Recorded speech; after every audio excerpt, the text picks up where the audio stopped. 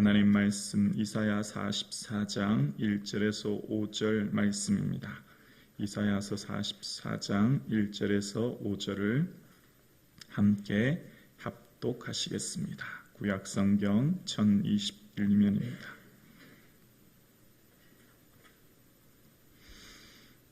함께요. 나의 종 야곱, 내가 택한 이스라엘아, 이제 들으라.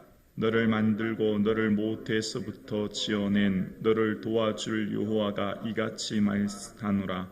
나의 종 야곱, 내가 택한 요스루나 두려워하지 말라.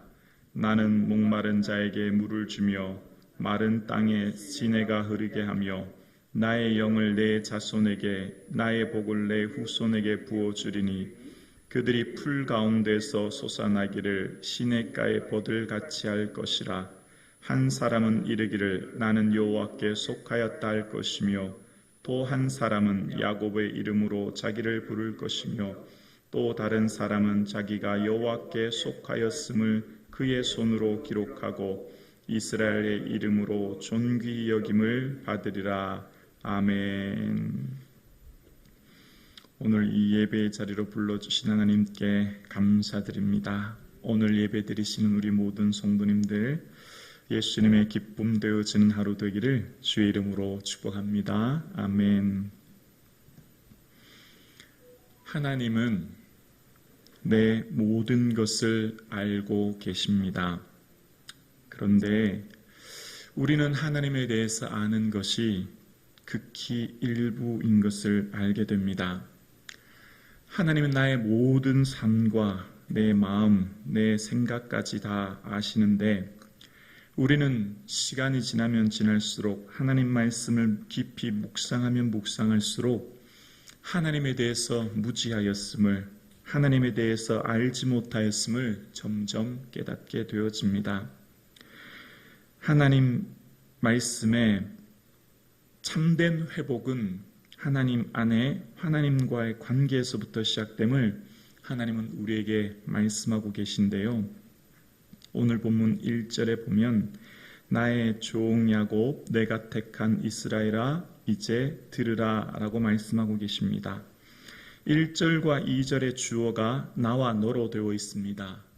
나, 하나님, 너, 우리, 오늘 여기 서 있는 우리요. 천지를 창조하신 하나님께서 친히 우리에게 독대하시면서 나에게만 말씀을 주시는 거예요. 한 나라의 최고 지도자를 독대하기가 얼마나 어렵습니까? 그런데 하나님께서는 친히 오늘 나에게 말씀하시기 시작하시는 것입니다. 야곱, 이스라엘이라는 겁니다. 야곱, 발 뒤꿈치를 잡는 자, 속이는 자, 이스라엘을 하나님과 겨루어 이긴 자, 다시 말하면 하나님이 져준 자, 다시 말하면 하나님이 사랑하는 자. 아버지가 아들과 씨름할 때 져주는 것처럼 하나님은 이스라엘에게 져주었죠. 사랑하기 때문입니다. 그런 자녀들에게 이제 들으라는 거예요. 사랑하는 성도님, 말씀이 들리는 것이 은혜입니다. 말씀이 내 심령에 심겨지는 게 은혜예요. 오늘 이 말씀이 내게 주신 하나님 말씀으로 들려지시는 게 은혜지요. 이제 들으라는 거예요. 너희 눈은 봄으로 너희 귀는 들음으로 복이 있다고 마태복음 13장에 예수님 말씀하신 것처럼 말씀이 들리는 것이 은혜인데요. 하나님께서는 뭘 들으라고 말씀하시죠? 2절입니다. 너를 만들고 라고 이야기합니다. 너를 만들고. 에베소서 2장 10절에 보면 그는 우리를 만드신 자라라고 이야기하죠. 하나님 우리를 만드셨대요. 걸작품으로요. 시로 만드셨다는 거예요. 하나님께서 우리를 단 하나밖에 없는 하나님의 유일한 자녀로 만드셨다는 거예요. 그리고 2절에 보면 너를 모태에서 지어낸 너를 도와줄 여호와가 이같이 말하노라.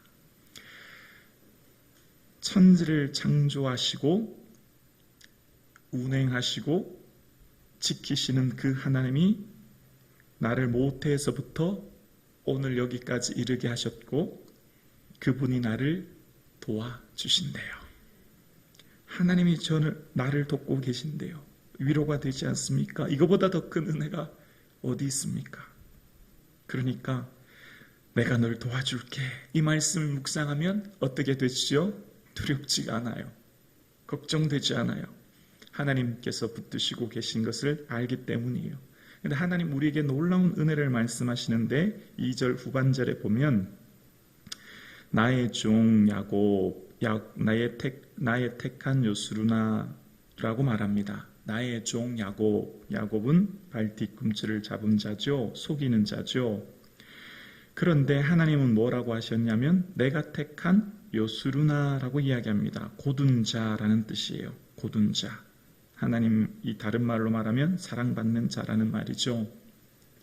야곱은 스스로 생각하기에 욕심 많고 남을 속이고 형 발 뒤꿈치를 잡아서 뭔가 장자권을 획득해야만 되는 그런 사람으로 스스로 생각했지만 하나님은 더 이상 그렇게 말씀하지 않으십니다. 하나님은 너는 고둔 자야.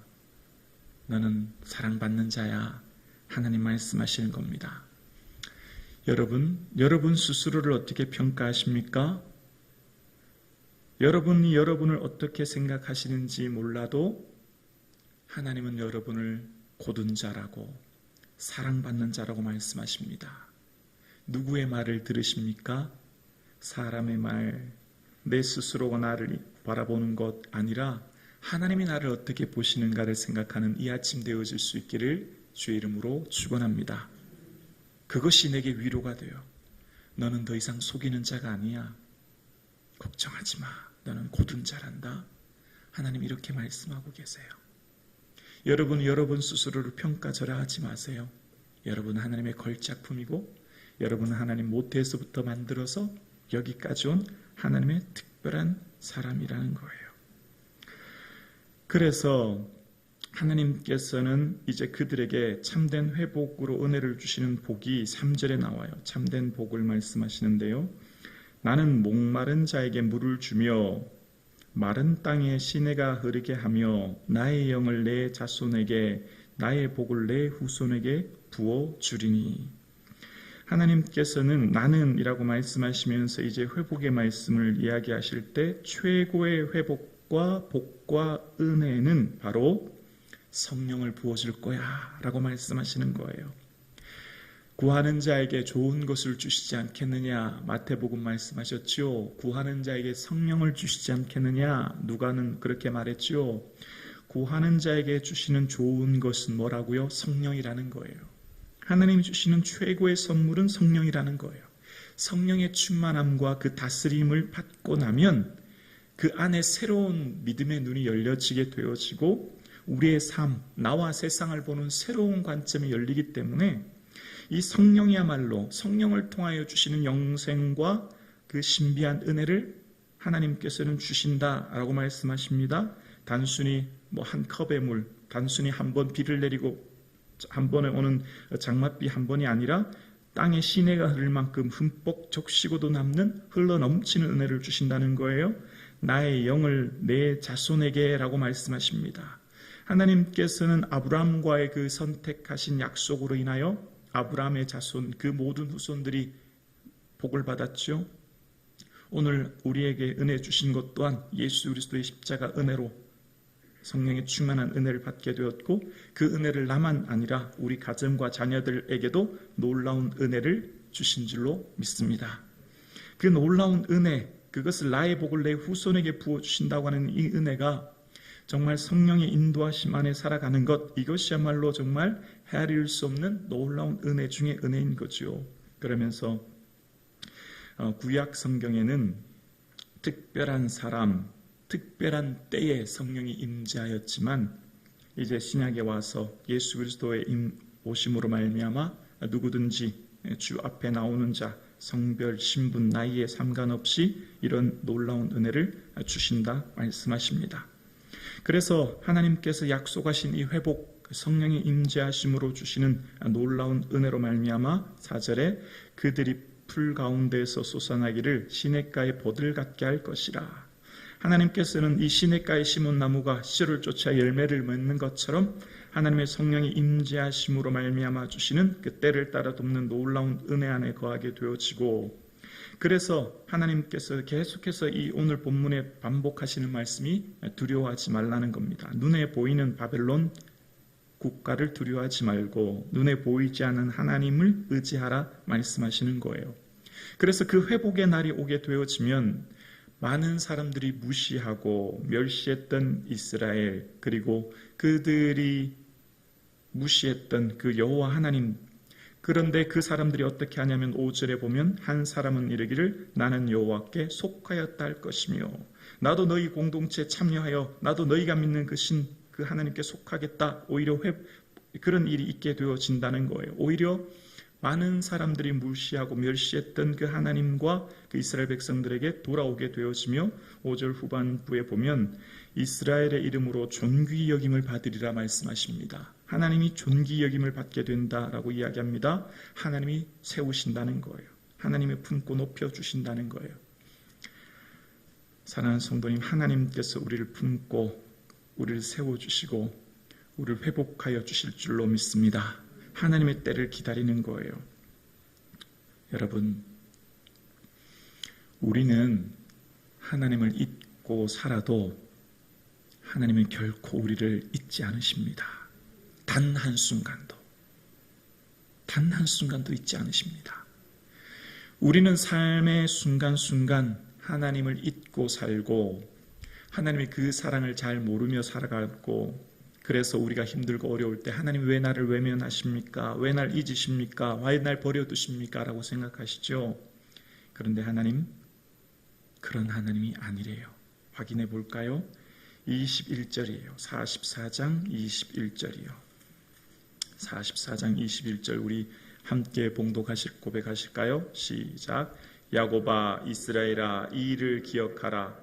너는 내 종이니라. 내가 너를 지었으니 너는 내 종이니라. 이스라엘아 너는 나에게 잊혀지지 아니하리라. 이스라엘아 너는 나에게 잊혀지지 아니하리라. 아멘. 자식은 부모를 잊고 살아도 부모는 결코 자식을 잊지 못하는 것처럼 우리는 하나님을 잊고 살아도 하나님은 결코 우리를 한순간도 잊은 적이 없으시다 말씀하십니다. 나는 너에게 잊혀지지 아니하리라 말씀하신다고 말씀하신 하나님께서 우리의 삶을 존귀히 여기신다 말씀하시고 우리를 인도하고 계신다 말씀하고 계십니다. 그래서 하나님께서는요, 하나님의 놀라우신 은혜와 사랑 안에 우리 6절 말씀 한번 보실래요? 6절에 보면 이스라엘의 왕인 여호와 이스라엘의 구원자인 만군의 여호와가 이같이 말하노라. 하나님이 왕이시라는 거예요. 하나님이 다스리신다는 거예요. 근데 그 하나님이 나는 처음이요 나는 마지막이라 나 외에는 다른 신이 없느니라. 아멘. 하나님이 처음이요 마지막 알파와 오메가요 시작과 마침 되신 주님께서 우리를 잊지 아니하시고 왕 되신 하나님이 우리를 지키시고 그 하나님이 나를 도와주시니 그런 하나님께서 말씀하시기를 두려워하지 말라라고 끊임없이 말씀하십니다. 처음과 마지막 되신 하나님, 유일하게 하나님만 그러신 분이시죠. 그 하나님께서 다른 우상을 섬기지 말라 말씀하시고 이제 9절 이하에는 그 어떤 우상도 섬기지 말라 말씀하시는 주님께서는 하나님만 의지하고 하나님만 바라보며 살라 말씀하십니다. 하나님이 우리를 잊지 않고 계시고 우리를 품고 계심을 기억하여 이 하루의 삶도 주의 은혜 안에 머무르시는 저와 여러분 되실 수 있기를 주의 이름으로 축원합니다. 기도드리겠습니다.